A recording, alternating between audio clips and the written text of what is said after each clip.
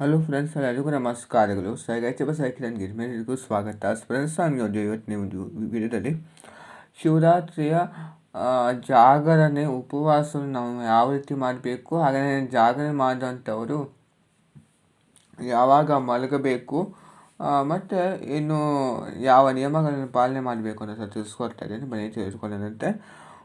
ಮೊದಲಿಗೆ ನಾವು ಉಪವಾಸದ ಬಗ್ಗೆ ತಿಳಿದುಕೊಳ್ಳೋಣ. ಉಪವಾಸ ನಾವು ಯಾವ ದಿನದಿಂದ ಶುರು ಮಾಡಬೇಕು ಅನ್ನೋದಾದರೆ, ನೀವು ವಿಶೇಷವಾಗಿಯೇ ಆಚರಣೆ ಮಾಡುವುದಾದರೆ ಶನಿವಾರ 14ನೇ ತಾರೀಕು ಶನಿವಾರದಿಂದಲೇ ಪ್ರಾರಂಭ ಮಾಡುವಂಥದ್ದು ತುಂಬಾ ಉತ್ತಮ. ಶನಿವಾರ ನೀವು ಬೆಳಗ್ಗೆ ಊಟ ಮಾಡಿದ್ದು ಸಂಜೆ ಸಮಯದಲ್ಲಿ ನೀವು ಲೈಟಾಗಿ ನೀವು ಫಲಹಾರ ಇಲ್ಲಾಂದರೆ ಅವಲಕ್ಕಿ ಉಪ್ಪಿಟ್ಟು ಈ ಥರ ಸೇವನೆ ಮಾಡಬಹುದು. ಮತ್ತು ಭಾನುವಾರ ಸಂಪೂರ್ಣವಾಗಿ ನಾವು ಉಪವಾಸವನ್ನು ಆಚರಣೆ ಮಾಡಬೇಕು.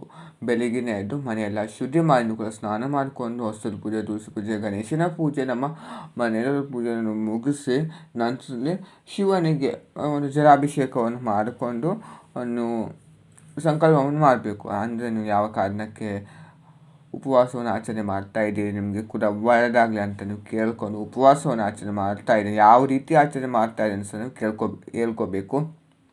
ಅಂದರೆ ನೀವು ನಿರ್ಜಲ ಉಪವಾಸವನ್ನು ಆಚರಣೆ ಮಾಡಬಹುದು. ಇಲ್ಲಾಂದರೆ ಬರೀ ನೀರನ್ನು ಕುಡಿದು ನೀವು ಉಪವಾಸವನ್ನು ಮಾಡಬಹುದು. ಇಲ್ಲಾಂದರೆ ಹಣ್ಣು ಹಾಲು ಆ ಥರ ನೀವು ಸೇವಿಸ್ಕೊಂಡು ನೀವು ಉಪವಾಸವನ್ನು ಕೂಡ ಆಚರಣೆ ಮಾಡಬಹುದು. ನಿಮಗೆ ಶಕ್ತಿ ಅನುಸಾರ ನೀವು ಉಪವಾಸವನ್ನು ಆಚರಣೆ ಮಾಡಿ. ಆದರೆ ಅನ್ನವನ್ನು ಮಾತ್ರ ತಿನ್ನಲು ಹೋಗಬೇಡಿ ಯಾವತ್ತಿನ ದಿವಸ. ಯಾಕಂದರೆ ನಾವು ಅನ್ನವನ್ನು ತಿಂದರೆ ಹುಳ ತಿಂದಿದ ಒಂದು ಪ್ರತಿಫಲ ನಮಗೆ ಒಂದು ಸಿಗ್ತಾ ಹೋಗ್ತದೆ. ಆ ಕಾರಣಕ್ಕೆ ಶಿವರಾತ್ರಿ ಹಬ್ಬದ ದಿವಸ ನಾವು ಅನ್ನವನ್ನು ತ್ಯಜಿಸಬೇಕು ಮತ್ತು ಉಪವಾಸವನ್ನು ಕೂಡ ನಾವು ಆಚರಣೆ ಮಾಡಬೇಕು. ಸೊ ಆ ಕಾರಣಕ್ಕೆ ಆ ರೀತಿ ನೀವು ಒಂದು ಸ್ವಲ್ಪ ಮಟ್ಟಿಗೆ ಒಂದು ಬದಲಾವಣೆ ಮಾಡಿಕೊಂಡು ನೀವು ಉಪವಾಸವನ್ನು ಆಚರಣೆ ಮಾಡಬಹುದು, ತೊಂದರೆನೆಲ್ಲ. ಮತ್ತು ಜಾಗರಣೆ ನಾವು ಯಾವ ರೀತಿ ಇರಬೇಕು ಅನ್ನೋದಾದರೆ, ನೀವು ಭಾನುವಾರ ಬೆಳಗ್ಗೆ ಎದ್ದು ನೀವು ಪೂಜೆ ಮಾಡಿಕೊಂಡು ಸಂಗ್ರಹ ಮಾಡ್ಕೊಂಡಿರ್ತೀವಿ. ನಂತರ ದೇವಸ್ಥಾನಕ್ಕೆ ಹೋಗ್ಕೊಂಡು ಸಂಜೆ ಸಮಯದಲ್ಲಿ ನಾವು ಯಾಮ ಪೂಜೆ ಮಾಡ್ತೇವೆ. ಭಾನುವಾರ ರಾತ್ರಿ ಪೂರ್ತಿ ನಾವು ಜಾಗರಣೆಯಲ್ಲೇ ಇರಬೇಕು. ಅಂದರೆ 4 ಯಾಮ ಪೂಜೆಗಳನ್ನು ಕೂಡ ನಾವು ಮಾಡ್ತೇವೆ. ಸಂಜೆ 6 ಗಂಟೆ 11 ನಿಮಿಷಕ್ಕೆ ಪ್ರಾರಂಭವಾಗಿ ತಿರುಗು ದಿವಸ ಸೋಮವಾರ ನಮಗೆ 7 ಗಂಟೆಗೆ ಬೆಳಿಗ್ಗೆ 7 ಗಂಟೆಗೆ ಮುಕ್ತಾಯಗೊಳ್ತದೆ ಯಾಮ ಪೂಜೆ. ಸೊ ಅಲ್ಲಿವರೆಗೆ ನಾವು ಜಾಗರಣೆ ಇದ್ದು 7 ಗಂಟೆ ಆಗಿದ ನಂತರದಲ್ಲಿ ಮತ್ತೊಂದು ಸಲ ನಾವು ಉಪವಾಸವನ್ನು ಯಾವ ರೀತಿ ಬಿಡಬೇಕು ಅನ್ನೋದಾದರೆ, ಸೋಮವಾರ 7 ಗಂಟೆ ಬೆಳಿಗ್ಗೆ 7 ಗಂಟೆ ನಂತರದಲ್ಲಿ ಮತ್ತೊಂದು ಸಲ ನೀವು ಮನೆಯೆಲ್ಲ ಶುದ್ಧಿ ಮಾಡಿ ನೀವು ಕೂಡ ಸ್ನಾನ ಮಾಡಿಕೊಂಡು ಹೊಸಲು ಪೂಜೆ, ತುಳಸಿ ಪೂಜೆ, ನಿಮ್ಮ ಗಣೇಶನ ಪೂಜೆ, ಮನೆದೇವ್ರ ಪೂಜೆ ಎಲ್ಲದನ್ನು ಮುಗಿಸ್ಕೊಂಡು ಹೋಳಿಗೆಯನ್ನು ಮಾಡಬೇಕು. ಹಬ್ಬ ಆಗಿರ್ತದೆ ನಮಗೆ ಸೋಮವಾರ ಶಿವರಾತ್ರಿ ಹಬ್ಬ ಆಗಿರೋದ್ರಿಂದ ನೀವು ಹೋಳಿಗೆಯನ್ನು ಮಾಡಿ, ಇಲ್ಲಾಂದರೆ ಗೋಧಿ ಪಾಯಸವನ್ನು ಕೂಡ ಮಾಡಬಹುದು. ಹೋಳಿಗೆಯನ್ನು ಮಾಡಿ, ಸಾಮಾನ್ಯವಾಗಿ ಎಲ್ಲರೂ ಮಾಡುವಂಥದ್ದು ಹೋಳಿಗೆನೇ ಆಗಿರುವಂಥದ್ದು. ಹೋಳಿಗೆಯನ್ನು ಮಾಡಿ ದೇವರಿಗೆ ಅಂದರೆ ಶಿವನಿಗೆ ನೀವು ನೈವೇದ್ಯಕ್ಕೆ ಇಟ್ಟು ಅಂದರೆ ಪೂಜೆ ಎಲ್ಲ ಆಗಿದ ನಂತರ ತೀರ್ಥವನ್ನು ನೀವು ಸೇವನೆ ಮಾಡಿ ನಂತರ ನೀವು ಉಪವಾಸವನ್ನು ಬಿಡಬಹುದು. ಆ ರೀತಿ ನೀವು ಒಂದು ಉಪವಾಸ ಬಿಡುವ ಒಂದು ನಿಯಮ ಆಗಿರ್ತದೆ. ಜಾಗರಣೆ ನೀವು ಯಾವ ರೀತಿ ಬಿಡಬೇಕು ಅನ್ನೋದಾದರೆ, ಸೋಮವಾರ ನೀವು ಬೆಳಿಗ್ಗೆ ಪೂರ್ತಿ ಎಚ್ಚರವಾಗಿಯೇ ಇರಬೇಕು. ಮಧ್ಯಾಹ್ನ ಕೂಡ ನೀವು ಮಲಗಬಾರ್ದು. ಸಂಜೆ ಸಮಯದಲ್ಲಿ ಅಂದರೆ ನೀವು 6 ಗಂಟೆಗೆ ಹಾಗೆ ಶಿವನಿಗೆ ಒಂದು ತುಪ್ಪದ ದೀಪವನ್ನು ಹಚ್ಚಿಟ್ಟು ನೀವು ಮಲಗಬೇಕು.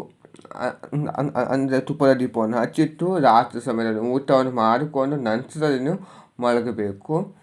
ನೀವು ಸಂಜೆ ಸಮಯದಲ್ಲಿ ಅಥವಾ ಮಧ್ಯಾಹ್ನ ಸಮಯದಲ್ಲಿ ಮಲಗಲು ಹೋಗಬೇಡಿ, ಅದು ಒಳ್ಳೆಯದಲ್ಲ. ನಾವು ಜಾಗರಣೆ ಮಾಡಿರೋ ಫಲ ಕೂಡ ನಮಗೆ ಸಿಗಲ್ಲ. ಮತ್ತು ಯಾವ ನಿಯಮಗಳನ್ನು ಪಾಲನೆ ಮಾಡಬೇಕು ಅನ್ನೋದಾದರೆ, ನೀವು ಶಿವರಾತ್ರಿ ಹಬ್ಬದ ದಿವಸ ಮನೆಯಲ್ಲಿ ಮಾತ್ರ ಮಾಂಸಾಹಾರ ಸೇವನೆ ಹಾಗೆ ಹೊರಗಿಂದ ತಿನ್ಕೊಂಡು ಬರುವುದು ಅಂಥದ್ದೆಲ್ಲ ಮಾಡಲೇಬಾರದು. ಅದು ತುಂಬಾ ಕೆಟ್ಟದಾಗಿರುವಂಥದ್ದು. ಹಾಗೆಯೇ ಬ್ರಹ್ಮಚರ್ಯ ಪಾಲನೆ ಕೂಡ ನಾವು ಮಾಡಬೇಕು. ಆ ಥರ ಸ್ವಲ್ಪ ಮಟ್ಟಿಗೆ ನಾವು ಪಾಲನೆ ಮಾಡಿಕೊಂಡು ಈ ಶಿವರಾತ್ರಿ ಹಬ್ಬವನ್ನು ಕೂಡ ನಾವು ಆಚರಣೆ ಮಾಡಬೇಕು. ಎಲ್ಲರೂ ಕೂಡ ಆಚರಣೆ ಮಾಡಿ ಯಾಮ ಪೂಜೆಗಳನ್ನು ಸಹ ಮಾಡಿಕೊಳ್ಳಿ. ಹಾಗೆಯೇ ಅಖಂಡ ದೀಪಾರಾಧನೆ ಕೂಡ ನಾವು ಮಾಡಬೇಕಾಗಿರುವಂಥದ್ದು. ಭಾನುವಾರ ಬೆಳಿಗ್ಗೆ ನಾವು ಅಖಂಡ ದೀಪಾರಾಧನೆ ಮಾಡಿದ್ದು ಮಂಗಳವಾರ ತನಕ ಅದು ಉರಿತಾನೆ ಇರಬೇಕು ಮತ್ತು ಆರಬಾರ್ದು. ಸೊ ಆ ಕಾರಣಕ್ಕೆ ಸ್ವಲ್ಪ ದೊಡ್ಡದಾದ ದೀಪವನ್ನೇ ಹಚ್ಚಿದೆ. ಇವಾಗ ಸಂಪೂರ್ಣವಾದ ಒಂದು ಪೂಜಾ ವಿಧಾನ ಸಹ ಈಗಾಗಲೇ ತಿಳಿಸ್ಕೊಟ್ಟಿದ್ದೀನಿ, ಆ ವಿಡಿಯೋನು ಕೂಡ ನೋಡ್ಬೋದು.